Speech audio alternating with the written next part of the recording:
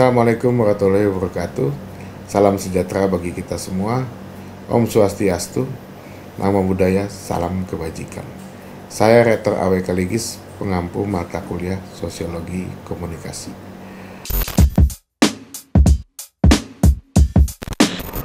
Capaian pembelajaran mata kuliah Sosiologi Komunikasi ini adalah mahasiswa mampu mengidentifikasi konsep-konsep dan teori sosiologi komunikasi, khususnya media, untuk mengkaji kondisi empiris dalam masyarakat.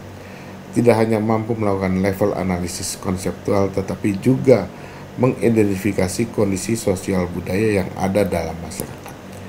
Kedua, mahasiswa memiliki pengetahuan tentang pengaruh dan dampak komunikasi dalam konteks kehidupan sosial, budaya, ekonomi, agama, dan politik. Pada materi kuliah kali ini, saya membahas tentang struktur sosial dan kebudayaan, kemudian interaksi sosial dan prosesnya. Pada materi kuliah kali ini, saya membahas tentang struktur sosial dan kebudayaan, kemudian interaksi sosial dan prosesnya. Nah, kalau kita bicara struktur sosial, terdapat dua dimensi dalam struktur sosial. Pertama, dimensi horizontal, dan kedua adalah dimensi vertikal. Dimensi horizontal dalam struktur sosial merupakan pengelompokan di masyarakat identitas sosial tertentu. Pengelompokan ini disebut juga diferensiasi sosial. Contoh pengelompokan adalah diferensiasi ras, diferensiasi suku, etnis, diferensiasi agama, diferensiasi klan atau keluarga, diferensiasi gender, dan diferensiasi profesi. Dari diferensiasi ini meskipun merupakan pengelompokan horizontal, tapi kelompokan ini juga dapat bersilangan dengan dimensi vertikal. Contohnya, adanya dominasi suku, etnis, dan ras tertentu dalam suatu masyarakat. Kemudian dimensi vertikal adalah perbedaan derajat dalam masyarakat, sehingga memandang masyarakat secara bertingkat. Dimensi vertikal berupa stratifikasi sosial, yaitu pelapisan-pelapisan sosial dalam masyarakat dari segi kekuasaan atau power, hak istimewa, privilege, dan prestis. Nah, di sini kita bisa lihat ada kelas atas, kelas menengah, dan kelas bawah. Inilah kaitan antara power, privilege, dan prestis dengan kelas, etnis, ras, seks atau jenis kelamin, dan umur. Di sini ada atas, tengah, bawah, kaitan-kaitan antara dimensi vertikal dan dimensi horizontal.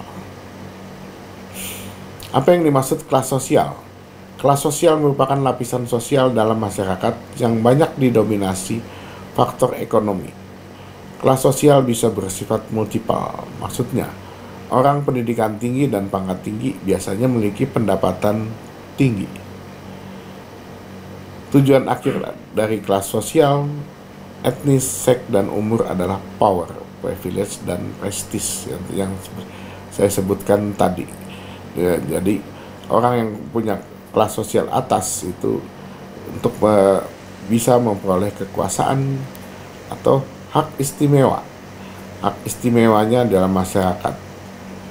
Misalnya dengan uang yang banyak dia bisa punya hak istimewa, memperoleh privilege tertentu, hidup nyaman, dan sebagainya. Kemudian prestis itu artinya gengsi, tingkat gengsi di masyarakat. Nah, di sini ada gambar bentuk struktur sosial. Jadi kalau kita bicara stratifikasi sosial itu adalah ada kaitannya dengan kekuasaan, hak istimewa, dan prestis. Kemudian diferensi sosial itu ada diferensiasi ras, suku, agama, klan, gender, dan profesi. Apa fungsi struktur sosial? Ada fungsi identitas, Ada fungsi kontrol, ada fungsi pembelajaran. Fungsi identitas itu struktur sosial berfungsi sebagai penerus atau penegas identitas yang dimiliki oleh sebuah kelompok. Kelompok yang anggotanya memiliki kesamaan dalam latar belakang suku, etnis, ras, kelas sosial, dan lain-lain akan mengembangkan struktur sosialnya sendiri sebagai pembeda dari kelompok lainnya. Ada lagi fungsi kontrol, untuk mengontrol individu ataupun masyarakat agar tidak sampai melanggar sebuah nilai dan norma yang berlaku di masyarakat. Dan ketiga, fungsi pembelajaran. Individu belajar dari struktur sosial yang ada dalam masyarakatnya, seperti sikap, kebiasaan, kepercayaan, dan kedisiplinan. Oke, jadi 3 fungsi struktur sosial ini kita bisa lihat. Dalam kelas sosial atas, orang ingin penegas identitasnya dengan keberadaan dia di kelas sosial atas. Kemudian ada nilai dan norma juga, itu juga berlaku dalam struktur sosial. Nilai dan norma yang di kelas atas, kelas menengah, kelas bawah, dan sebagainya. Ada juga fungsi pembelajaran ya. Di sini tadi sikap, kebiasaan, dan kepercayaan dan kedisiplinan dikaitan dengan keberadaan dia di kelas sosial tertentu. Itu contoh. Begitu juga dalam latar belakang lain seperti suku, etnis, dan ras. Kemudian ada juga, kalau kita bicara unsur-unsur lapisan masyarakat, ada yang dinamakan kedudukan dan peranan. Apa yang dimaksud kedudukan? Itu merupakan tempat atau posisi seorang dalam suatu pola tertentu dalam suatu kelompok sosial. Dibedakan 2 macam, ascript status dan achieve status. Ascript status merupakan kedudukan bawaan, kedudukan seseorang dalam masyarakat tanpa memperhatikan kemampuan, misalnya suku, etnis, ras, jenis kelamin atau seks, dan umur.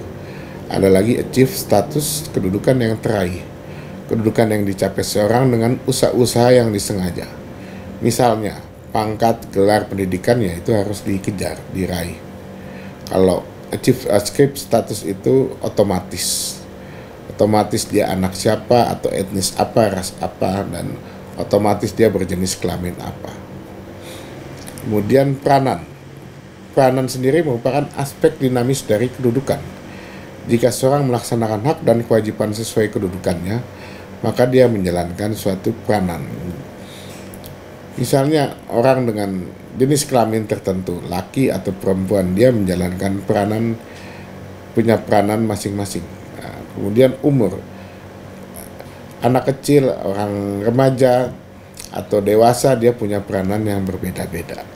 Atau dia kalau jika dia punya kedudukan, dia dengan pangkat tertentu, peranannya beda. Dia punya jabatan di kantor, manajer, direksi, dia punya peranan yang tersendiri. Nah, dalam masyarakat kita kenal ada yang sistem stratifikasi terbuka, tertutup, dan campuran. Nah, terbuka suatu sistem stratifikasi diukur dari mudah tidaknya dan sering tidaknya seorang yang mempunyai status tertentu memperoleh status dalam strata yang lebih tinggi. Ya. Kalau menurut Yinger, suatu sistem stratifikasi dinamakan tertutup sama sekali manakala setiap anggota masyarakat tetap dalam status sosial yang sama dengan orang tuanya, dan dinamakan terbuka sama sekali manakala setiap anggota masyarakat menduduki status berbeda dengan status orang tuanya, dapat lebih tinggi ataupun lebih rendah. Contohnya stratifikasi tertutup itu sistem kasta. Anaknya bangsawan otomatis bapaknya bangsawan otomatis menjadi anaknya bangsawan dengan memperoleh kedudukan tertentu. Atau politik apartheid. Apartheid itu ada perbedaan ras dalam mengejar karir, pendidikan, dan sebagainya. Kalau sistem stratifikasi terbuka berdasarkan pemberian kesempatan yang sama untuk maju, misalnya pemberian kesempatan yang sama memperoleh pendidikan tinggi melalui beasiswa bagi kalangan tidak mampu. Nah, ini kita bisa lihat gambar ini, ada tertutup dan terbuka dan sistem campuran. Tertutup itu cara masuki strata tertentu adalah melalui kelahiran atau keturunan. keturunan bangsawan untuk dapat jabatan itu ya hanya diperuntukkan bagi kalangan bangsawan. Kalau sistem terbuka itu dinamis. Para anggota masyarakat dapat naik turun dalam strata tertentu.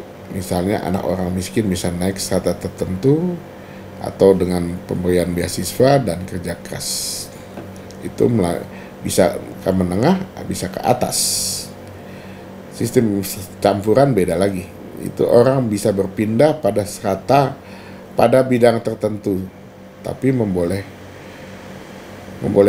orang berpindah naik turun pada strata tertentu pada bidang lain. Jadi ada bidang yang bisa naik turun, ada yang bidang yang tidak bisa naik turun.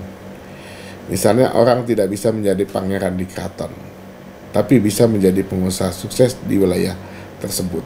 Ya orang biasa ya itu dibatasi untuk kekuasaan di keraton, tapi bidang lain dia bisa sukses. Nah, ini kaitan dengan stratifikasi sosial, ada namanya mobilitas sosial. Mobilitas sosial berarti perpindahan status dalam stratifikasi sosial baik pada individu maupun kelompok. Nah, contoh mobilitas sosial dari individu.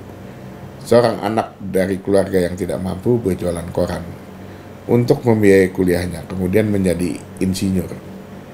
Ia bekerja di perusahaan besar sehingga mengalami mobilitas sosial secara individu. Tapi apakah anak orang lain juga sama? Ya belum tentu. Ini adalah mobilitas individu. Beda dengan mobilitas kelompok. Ini ada gerakan. Misalnya kesempatan kaum perempuan mengenyam pendidikan tinggi sekarang atau meraih posisi puncak di pemerintahan atau bidang usaha sekarang jauh lebih besar ketimbang berapa puluh tahun lalu. Selanjutnya saya ingin membahas tentang kebudayaan. Apa yang dimaksud kebudayaan?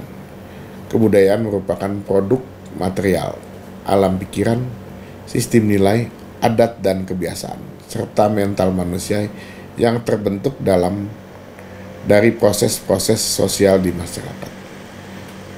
Menurut Klukon ada 7 unsur kebudayaan.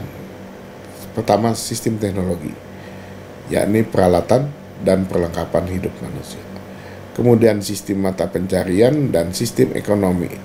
Misalnya nelayan. Jadi masyarakat pesisir cenderungannya mata pencariannya nelayan. Masyarakat pedalaman mata pencariannya betani contohnya. Atau daerah perkotaan yang lebih diandalkan adalah sektor jasa.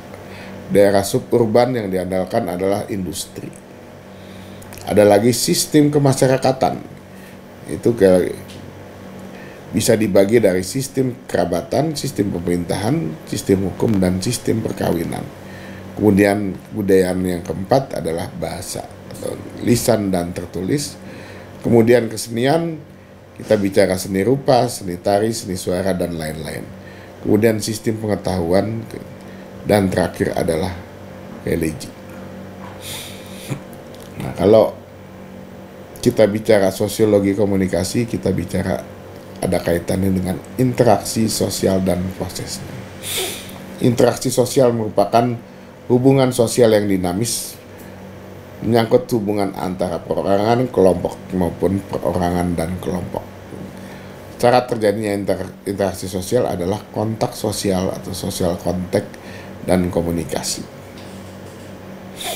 Proses interaksi sosial itu terdapat proses sosial sebagai akibat dari interaksi sosial. Yang pertama adalah proses asosiatif, kedua proses disosiatif. Apa yang dimaksud proses asosiatif? Proses asosiatif adalah sebuah proses yang terjadi saling pengertian dan kerjasama timbal balik antar orang per orang atau kelompok satu dengan yang lain, di mana proses ini menghasilkan pencapaian tujuan bersama. Proses asosiatif dibagi kerjasama dan akomodasi. Kerjasama merupakan usaha bersama antara individu atau kelompok untuk mencapai satu atau beberapa tujuan bersama karena adanya kepentingan dan atau ancaman yang sama. Kemudian akomodasi adalah proses untuk meredakan pertentangan yang terjadi di masyarakat. baik pertentangan yang terjadi di antara individu, kelompok, dan masyarakat maupun dengan nilai dan norma yang ada di masyarakat itu. Kemudian proses disosiatif itu proses saling berhadapan-hadapan individu dan kelompok, individu-individu dan kelompok-kelompok dalam proses di antara mereka pada suatu masyarakat.